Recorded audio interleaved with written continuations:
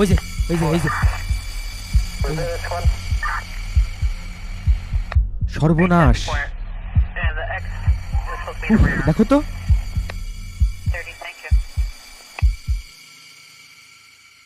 Sir, ইন্না লিল্লাহি ওয়া ইন্না ইলাইহি রাজিউন।